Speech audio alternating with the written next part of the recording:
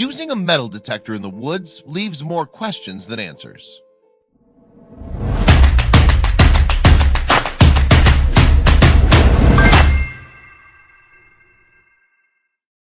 No one will ever mistake people searching lesser traveled areas with metal detectors as big treasure hunters. But that doesn't mean they don't come up with some noteworthy finds. One such treasure hunter was hunting with his metal detector in Vermont looking for hidden finds. While he was expecting something small and interesting, what he actually found was anything but. As a long-term enthusiast of treasure hunting with a metal detector, Brad Martin has searched for and found all manner of hidden gems under the sand. Even his extensive searches did little to prepare him for what can be considered a lifetime find. Some hunters like to stick to the beach and simple metal detector hunting, while other more seasoned hunters like Brad find locations such as Vermont to offer up much more interesting finds. Thanks to his easy manner with the locals, Brad gets very much free rein to search the private acres of land that can be found in Vermont. On one day, Brad was hiking in the ruins of an old building in the middle of the mountains. He found a hole in the ground that was probably the ruins of a basement, and he was certain his next find was somewhere in the area. His intuition proved to be a blessing in the finds.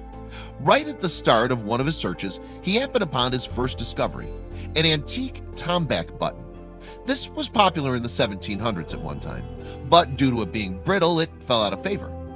What was so important about this discovery is that its being found meant that whoever searched the area before missed it, or the area wasn't searched in the past, making it a prime location for additional treasures. With a bit more digging, Brad found this worn but the very valuable copper coin that most likely originated from early colonizers. He found this weird-looking item, but he couldn't figure out what it was.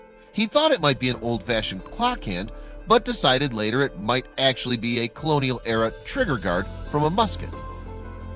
After a bit more searching, Brad found an old coin he actually recognized. It had a bust of King George II on it, next to which was written Connect, which pointed towards only one solution. It had to be a late 1780s era Connecticut copper.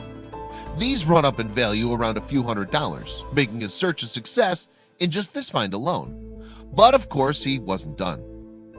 As the day grew late and he started to head in, checking the area with his metal detector the whole way, he made another find not far from the road. He grabbed his camera and his pocket shovel and got to work. In general, if there's a high number on the meter, there's something of value to be found. The larger the number, the larger the find. Looking at the number while near the road, he assumed it would be something as simple as another button, but in fact, it was a giant silver coin in excellent condition. Once he checked, he realized he found a piece of 8 coin, commonly referred to in pirate legends, but it's actually a 1780 Spanish 8 reals. This version is one of the highest value of all, and finding one in such great shape is a true miracle. Something about the coin seemed off. Not only did it have a low reading, but it had DC carved on the front. Brad took the time to do some cross-referencing and found out that it was also one of the most replicated fake coins of that era, and that its replicas were created to destroy the Spanish economy during the war in the late 1790s through the early 1800s. Even though a coin wasn't original, it was an authentically old piece that had history enough to bring in a good price on the antique market. Do you want to get in on the adventure and bring a few friends along too? Share now to see who else in your circle is interested in becoming a treasure hunter.